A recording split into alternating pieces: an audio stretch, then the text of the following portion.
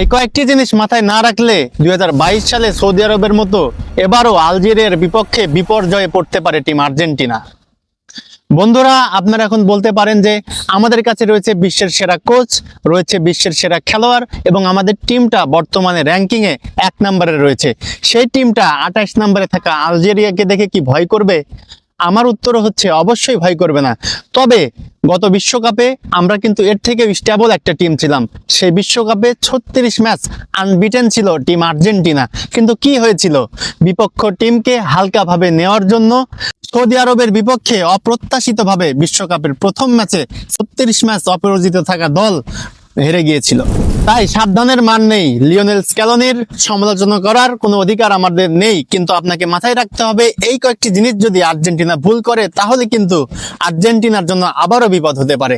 কারণ গতবারের team Saudi আরব ছিল 50-এর বাইরের দল এবং এবারের টিম আলজেরিয়া কিন্তু 50-এর নিচে, মানে 28 নম্বরে থাকা দল। পয়েন্ট নাম্বার 1, অতি আক্রমণাত্মক না হওয়া।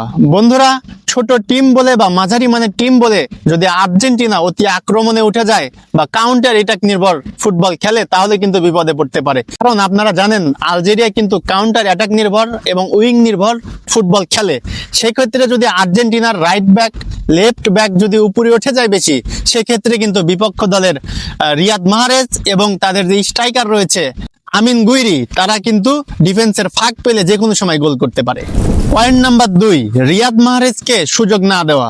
বন্ধুরা, আপনারা সবাই জানেন রিয়াদ মাহরেজ ম্যানচেস্টার সিটিতে খেলেছে এবং তার 1v1-এ কাটিং করে ঢুকে যে ক্ষুরধার যে শট এবং বুলেট যে গতিতে সে পাস দেয় স্ট্রাইকারের প্রতি, সেটা যদি তাকে সুযোগ দেওয়া হয় তাহলে কিন্তু আর্জেন্টিনার ডিফেন্সে সে কিন্তু শক্ত প্রতিরোধ গড়ে তুলতে পারে। এবং পয়েন্ট নাম্বার 3, মিডফিল্ডে সুযোগ হারানো। দেখুন বন্ধুরা, যেহেতু প্রথমেই বলেছি আলজেরিয়া কিন্তু আপনার কাউন্টার অ্যাটাক নির্ভর ফুটবল খেলে, সেক্ষেত্রে আমাদের দলে থাকা এনজো ফার্নান্দেস, ম্যাকঅ্যালিস্টার অথবা ডিপল যদি কোনো কারণে ভুল জায়গায় মিস পাস করে বসে, সেক্ষেত্রে কিন্তু রিয়াদ মাহরেজরা তথা আলজেরিয়ার ফুটবলাররা গোল করে বসতে পারে। পয়েন্ট নাম্বার 4, ধৈর্য হারানো। দেখুন, যেহেতু আলজেরিয়া মাঝারি মানের দল, তারা অবশ্যই আর্জেন্টিনার বিপক্ষে ডিফেন্সিভলি খেলবে।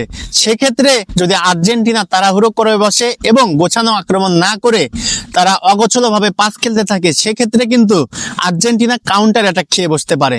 তাই আলজেরিয়ার ডিফেন্সে গিয়ে তাড়াহুড়ো করে শট না নিয়ে গোছানো আক্রমণ করে গোলের সুযোগ তৈরি করতে হবে। পয়েন্ট নাম্বার 5, সেট পিসের জায়গায় ফাউল না করা। দেখুন, বিপক্ষ দলে রয়েছে রিয়াদ মাহরেজের মতো খেলোয়াড়, তারা তাদের যে স্ট্রাইকার আমিন গুইরি, সেও কিন্তু সেট পিসে দুর্দান্ত করে থাকে। তাই আর্জেন্টিনার উচিত হবে আলজেরিয়ার প্লেয়ারদের ডি বক্সের আশেপাশে ফাউল না করা। সর্বোপরি কথা হচ্ছে মিডফিল্ড কন্ট্রোল করতে হবে, হাই প্রেস এবং সাথে ডিফেন্সকে ঠিক রাখতে হবে।